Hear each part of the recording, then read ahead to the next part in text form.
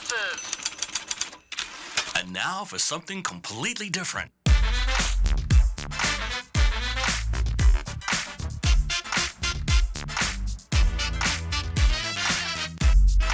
There are no safe spaces here. The truth shall make you free. So you want the truth, but can you handle the truth? And what did we learn? Well, here's another fine mess you've gotten us into. The Craig L. Hayes Show. Just thinking, where we talk about everything else. Hello, America, family, friends, and listeners all around this planet we call home. This is the Craig L. Hayes Show, Just Thinking. And we are here on the 9th. It's already the 9th of January. Just seems like Christmas was yesterday, but here we are, the 9th of January,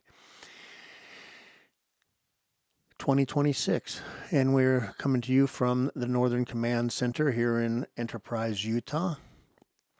Snow on the ground outside, about 20 degrees. Yeehaw! Here we go. Today's story is going to be your discussion, my monologue, whatever you want to call this thing that I do. It's going to be on Venezuela. Now, I have to say this. Our military, when they have a little time like this to plan something out that is so complicated, I don't think everybody realizes just how complicated what they carried out the other day in arresting whatever his name is, Maduro, and his wife. I don't think anybody realizes just how complex of a operation that really was.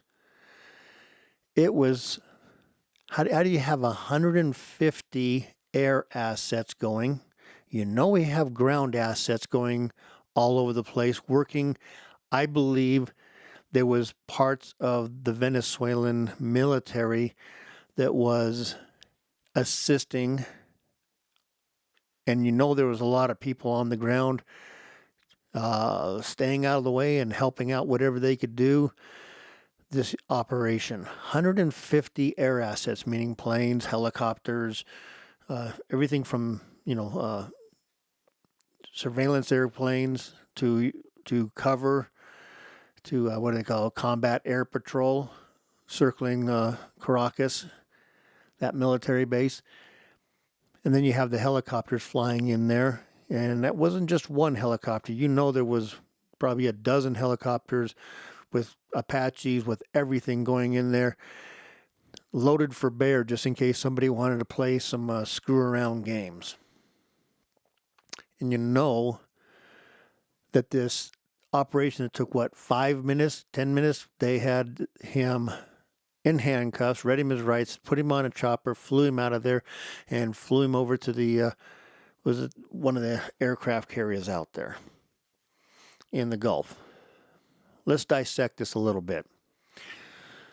Donald Trump said many times that he needed to go. And he kept taunting Donald Trump. Donald Trump said many times, we're not going to allow drugs from Venezuela to come into our country. And they kept sending them. Well, he blew up their boats. He intercepted everything he could find. He confiscated their oil ships. Their, what do you call those? Oh, doesn't really matter. The ships that carry the oil all over the place. Man, I cannot think of anything today. He kept letting him know, Maduro, that he was going to take and get rid of him one way or another. He was going to cripple him financially. He then set up a no-fly zone all over Venezuela. And we had combat aircraft going there non-stop, all around that country, just waiting for some plane to try to take off, or helicopter, or whatever it was going to be. So Maduro had a choice. Hunker down, taunt Donald Trump from a military base, the biggest military base they have over there in Venezuela, and then think that he's safe on that base.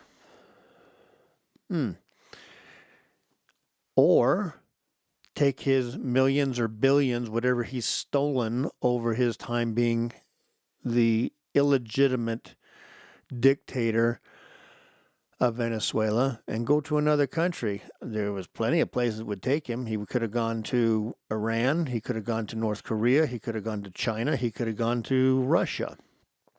Any one of those countries would have taken him. Cuba would have taken him.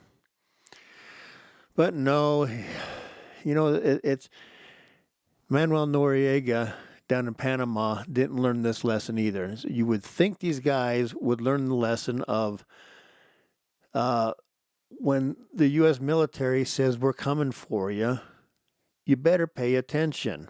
Did Iran pay attention when we sent the military in to take and blow up their nuclear sites? It's not Joe Biden. This is Donald Trump.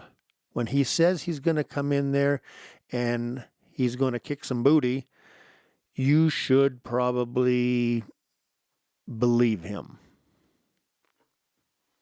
You should probably think, I need to do something different. But they don't. That's just ego and a lust for power. Him going from a bus driver in Venezuela to being the dictator of Venezuela. He should have just grabbed his money and ran. He made so many people so much money, he could have gone anywhere. So he sat there and decided he was not going to play along and do as he should have done.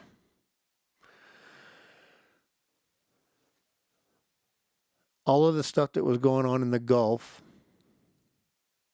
for the last, 4 months, 5 months, however many months it's been that the Gerald Ford's been down there, and a whole aircraft carrier task force has been down there running operations, intercepting drug boats, intercepting oil boats, tankers, oil tankers. Geez, that's the name of it, oil tankers. And got to the point where finally there was like 13 oil tankers in port and would not go out into the Caribbean because they were so afraid that they were going to be captured. And once Maduro was captured himself, they all took off at the same time and decided to flee. Well, we caught a bunch of them, and I think there's still another one or two that they're still pursuing, and they're going to catch it eventually. Our military is like a good old hound dog. A good old dog that's going to go find you no matter where you go. It's going to find you. They're going to find you, and they're going to take and repossess your ships, and now you're going to have a chat with us. But anyhow, 3-4 months of between assets that were on the ground, planes flying around to close the airspace over Venezuela. We had every form of satellite. We had every form of overflight with planes, taking pictures, doing recon nonstop, and then putting this together, and then deciding how they were going to take and go about this arrest of Maduro. Remember, this was not a military action. This was a action by the Justice Department. FBI basically was there to arrest Maduro. The military just flew the FBI in there so that they could arrest him. So you have all these people running around this country now, screaming that we're going to war with Venezuela, that we invaded Venezuela, that we've overthrown their government. Okay, one thing at a time. One simple thing at a time. I don't expect Democrats, Marxists, leftists to use their brains, but we can do this a little at a time. Maybe this will help them. We didn't go to war with Venezuela. If we did, this was the shortest war in history, 2 hours long. 2 hours in total time to go in there, capture the illegitimate dictator, remove him, done. We didn't overthrow the government. Who took over? Did we take and put somebody in there? Did we take and say someone's going to be in charge of all this? No. You know what we did? We let the vice president who was there take over. Now, she better make sure she pulls her head out of her ass and she plays ball, or else she could be on one of those helicopters flying out of that country.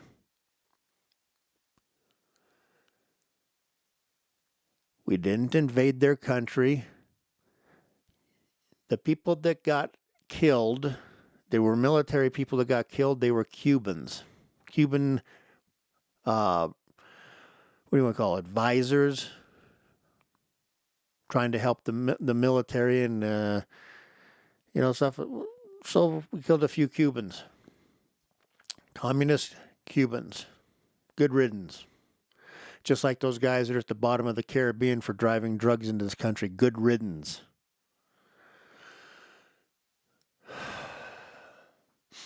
So we didn't invade a country, we didn't overthrow a government, and we did not go to war with a country.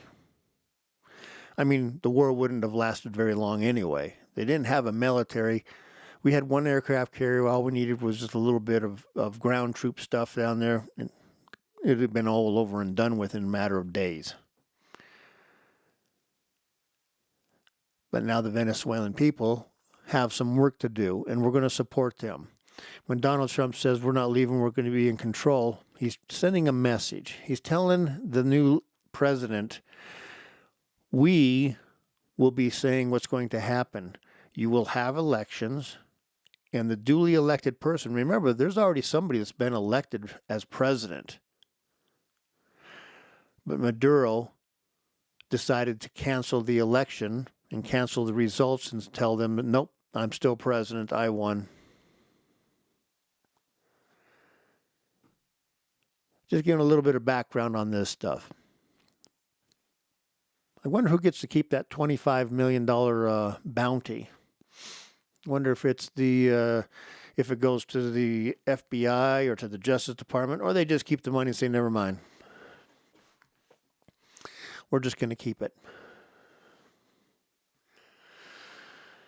This is very disruptive to what we should call the axis of evil that's running around this country. Axis of evil has been and still is Russia, China, North Korea, Iran, Venezuela. These groups have been working together trying to cause real trouble throughout the world. Donald Trump has been working to destabilize and end the problem in Venezuela. We'll see how this turns out. This could turn out nasty, or this could turn out very well, where the people just say, nope, we are going to have a new president. We're going to elect the person we want. And that person says, we want to have good relationships with the United States, and we want to get back to business and take care of stuff. And then we're going to go, cool, let's do it. Venezuela sits on the largest oil reserve in the world. They also sit on about 10 to 12,000, listen to this, 10 to 12,000 tons of gold. They're one of the richest nations, if you want to do it per capita, in the world with their resources, and yet people are starving to death because of Marxism, socialism, communism. Maduro got in bed with Iran, Hezbollah, Hamas, and all the other terrorist organizations that are in that part of the world, and let them train on an island off of Venezuela. Whoever is elected president better get this thing cleaned up, and probably should ask for our help to clean it up, because we can go clean it up in a matter of a few hours, a few days, whatever. But whoever it's going to be better have some close ties with us. We've destabilized now, and we've straightened out some of the stuff in our hemisphere. Iran is getting ready to implode on itself because of the protests and stuff. And you guys in Iran, you better listen when Trump said, you better not start killing your people for protesting. If you do, we're locked and loaded. He's not joking. When will you people learn that he's not joking? You guys start doing stuff, you guys can expect some serious repercussions. I believe that you're probably going to see the Ayatollah try to find somewhere else to go run as fast as he can and get out of there. He knows it's coming down on him. With all the stuff he's done over these years, he sees that it's been a failure. The United States and Israel basically have dismantled everything that he's been trying to do. And the people are in an uprising, trying to stop this crap. Did you know in Iran, take a guess what the fastest growing religion is in Iran? And if you say something like, well, it's got to be Islam. Well, you would think so, but it's not. The people there have had enough of this Sharia law, Muslim, Islam belief system. The fastest growing religion in Iran is Christianity. So now China and Russia, if Donald Trump finishes taking Venezuela off the board as far as a place where they can have influence in a hemisphere, and if he takes Iran off the board as far as having another place for their influence. And remember, Iran is the one that's building all of Russia's drones. They have the contract on building it. Now, if Donald Trump overturns all this stuff in Iran, when the Iranian people get in there and do this, that will end. And Putin will be in some big trouble. China's already in trouble because Trump can control the oil flow going into China. Trump is playing like 10-level chess on the world's stage right now. Venezuela is the first one to fall. There's going to be more. And you have these people down there in Colombia and other nations down there barking off stuff at Trump and saying, well, I'm not going to leave. I'll do this and that. You better put your ego in check. This is a different United States of America. This is not Joe Biden asleep at the wheel, senile, and letting other people just run and do whatever they want to within the White House. This is a different presidency. This is a different White House and nation. 2026 is going to be a very interesting year. And we're going to talk about 2026 here in just a little bit, because we have plenty to talk about there too. 2026 is going to be some amazing things going on, and I worry about 2027. But everybody just has to learn. Please understand that this is just one move on this big chessboard that Donald Trump has now made. He's got a whole bunch more moves to make. And when he's done, the U.S. should be the world solo superpower again. And the rest of the world is going to be, well, I don't want to say fearing us. Our enemies should fear us because we can take care of them. And we will take care of them under this president. But we'll have the respect of the rest of the world knowing it's a different day here in America, and the world has changed again. But I'm so proud of our military. All of this just to say, I just gave some background. I'm just trying to help out a little bit. I don't know how well I did. I don't know how in depth I got there, sitting watching the details and listening to people talk and going, I think there's more to this than meets the eye. But there's always more than we're being told. And you're going to find out a lot more as time goes on here. We're going to find out exactly how these guys did some of these operations once it's declassified. And I think we're all going to be going, whoa, you guys, you military guys, you're awesome. You guys are just, our military is just such an awesome group of guys. And couldn't be prouder of them. Nobody got killed. Nobody got injured. We didn't lose any equipment. Some damage here and there, but we didn't lose any equipment. We didn't. It's like the perfect scenario. It doesn't happen every single time, folks. Doing this again, if we have to, will not happen every single time. This time, it was perfect. The next time, we may have some problems, and some people may get injured, killed, and equipment lost, etc., etc.